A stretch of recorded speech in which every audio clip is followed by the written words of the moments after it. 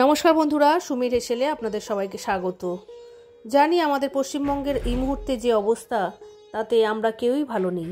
চাই অপরাধীর উপযুক্ত শাস্তি, কিন্তু আমাদের রোজকার জীবনে চলতে হবে, আর সেই কথা মাথায় রেখেই আজকে আমার এই রেসিপিটা যদি আপনাদের ভালো লেগে থাকে তাহলে অবশ্যই একটা লাইক করতে ভুলবেন না। কমেন্টসের মাধ্যমে জানাবেন কেমন লাগলো। অনেক দিন পর রেসিপি শেয়ার করছি, রেসিপিটা ভালো লাগলে বন্ধুবান্ধবদের সঙ্গে শেয়ার করতে ভুলবেন না। চলুন, আমি আজকে বানাবো একটা আলুর দমের রেসিপি। এখানে আমি কটা আলু গোটা সেদ্ধ করে নিয়েছি। এবারে আলুগুলোর খোসা ছাড়িয়ে সেগুলোকে দুটুকরো করে নেব। আমি আর নিয়েছি এখানে কিছু মশলাগুলো আমি ভাজার সময় বলে দেবো কী কী আছে। আর এখানে নিয়েছি টমেটো আর ক্যাপসিকাম। আলুগুলোকে প্রেসার কুকারে হালকা নুন দিয়ে আমি সেদ্ধ করেছিলাম। এবার ঠান্ডা হতেই সেই আলুগুলোকে খোসা ছাড়িয়ে নেব। আপনারা চাইলে এমনি কড়াতেও এই আলু সেদ্ধ করে নিতে পারেন। আলুগুলো ছাড়িয়ে দুটুকরো করে নিয়েছি। আমি এখানে বড় আলু দিয়ে করেছি, আপনারা চাইলে এই রেসিপি ছোট আলু দিয়েও করতে পারেন।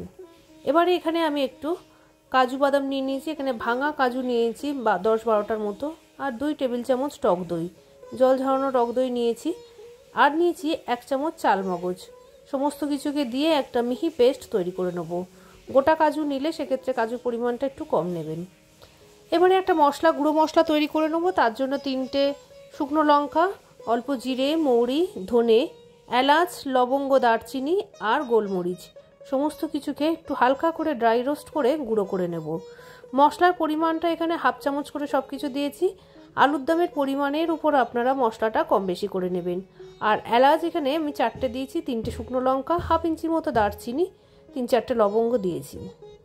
দিয়ে মশলাটাকে ভালো করে ড্রাই রোস্ট করে নিয়ে এবার আমি গুঁড়ো করে নেবো। ঠান্ডা হলে কড়াইতে দিয়েছি 3 টেবিল চামচের মতন সাদা তেল, যেহেতু আলুগুলোকে ভাজবো। তেলটা গরম হলে এর মধ্যে সামান্য নুন হলুদ দিয়ে আলুগুলোকে ভেজে নিয়েছি।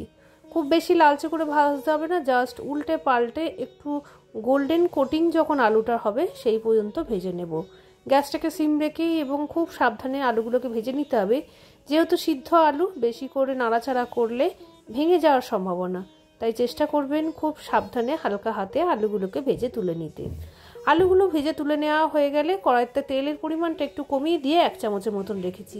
এবার এর মধ্যে সামান্য হিং, 1 চামচ আদা বাটা আর 1 চামচ কাঁচা লঙ্কা বাটা দিয়ে ভালো করে কষিয়ে নেব। একটু আদা কাঁচা লঙ্কার গন্ধটা যখন চলে যাবে ততটা পর্যন্ত কষাতে হবে। ভালো করে ভাজা হয়ে গেলে এবারে আমি যে কাজু আর টক দইয়ের যে পেস্ট বানিয়ে রেখেছিলাম সেই পেস্টটা দিয়ে দেবো। গ্যাসটা কিন্তু এই সময় মিডিয়াম টু সিমে রাখবেন, সিম টু মিডিয়ামে রাখবেন, কারণ যেহেতু কাজু বাদাম বাটা দিয়েছি তখন কিন্তু কড়াতে লেগে যাওয়ার বা পুড়ে যাওয়ার ভয় থাকে, তাই একদম সিমে রেখে চেষ্টা করবেন মশলাটা কষিয়ে নিতে।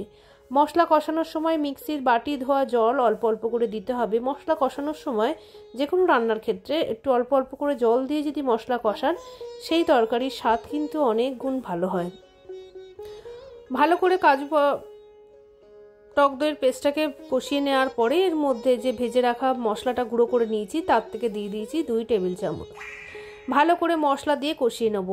মশলাটাকে দিয়ে ভালো করে কষানোর পর দিয়ে দেবো স্বাদ মতন মিষ্টি আর পরিমাণ মতন নুন মিষ্টি দিয়ে ভালো করে মশলাটাকে কষাতে থাকবো যাতে কাঁচা গন্ধ চলে যায়। ভালো করে কষিয়ে আসলে যখন জল ছেড়ে আসবে তখন অল্প অল্প জল দিয়ে একটু গ্রেভি টাইপ তৈরি করে নেব। খুব বেশি গ্রেভি দেবো না, কারণ এই রান্নায় আমি দুধ ব্যবহার করব, তাই খুব বেশি পরিমাণে কিন্তু জল এই সময় দেবেন না। অল্প করে জল দিয়ে একটু হালকা গ্রেভি হয়ে আসলে এর মধ্যে দিয়ে দেব 1 কাপ দুধ। গ্যাসটা কিন্তু একদম সিম করে দুধটা দেবেন, নালে কিন্তু কেটে যাওয়ার সম্ভাবনা থাকবে। কখনোই দুধ বা দই দেওয়ার সময় গ্যাসের ফ্লেম কিন্তু জোরে করবেন না, সর্বদা সেটা হালকা করে রাখবেন। এবারে সমস্ত কিছু দিয়ে যখন ফুটে উঠবে গ্রেভিটার মধ্যে একটু কসুরি মেথি হাতে ডলে নিয়ে দিয়ে দেব।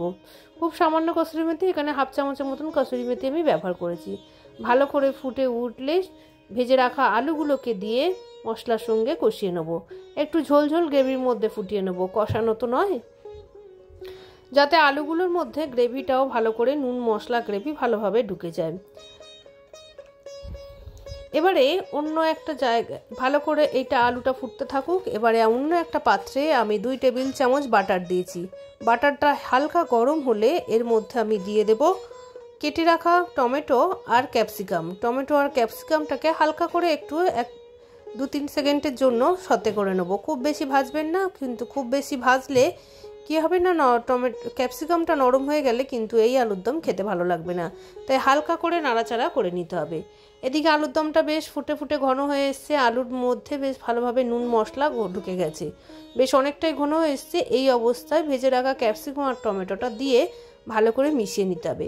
খুব বেশি আবার আলুর দমের রসটাকে শুকনো করে নিলে একদম ড্রাই হয়ে যাবে, তাই চেষ্টা করবেন বেশি যেন শুকনো না হয়। সমস্ত কিছুকে ভালো করে একসাথে মিশিয়ে নিতে হবে, টমেটো আর ক্যাপসিকামকে আলুর দমের সাথে। বেশ একটু ঘন ঘন হয়ে আসলে রেডি হয়ে যাবে কিন্তু এই আলুর দম, ক্যাপসি আলু। নিরামিষ এই আলুর দম খেতে অসাধারণ এবং স্বাদ গন্ধ অতুলনীয়। রুটি, পরোটা, পোলাও সমস্ত কিছুর সঙ্গেই কিন্তু ভীষণ ভালোভাবে যায় এই আলুর দম।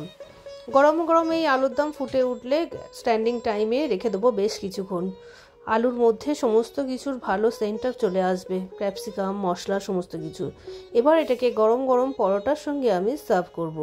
রেসিপিটা যদি আপনাদের ভালো লেগে থাকে তাহলে অবশ্যই একটা লাইক করতে ভুলবেন না, আর কমেন্টসের মাধ্যমে জানাবেন আপনাদের কেমন লাগলো।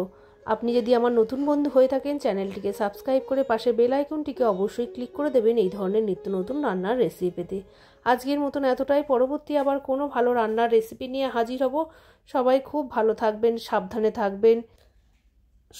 আজকের মতন এতটাই, পরবর্তী আবার রান্না নিয়ে হাজির হব। নমস্কার।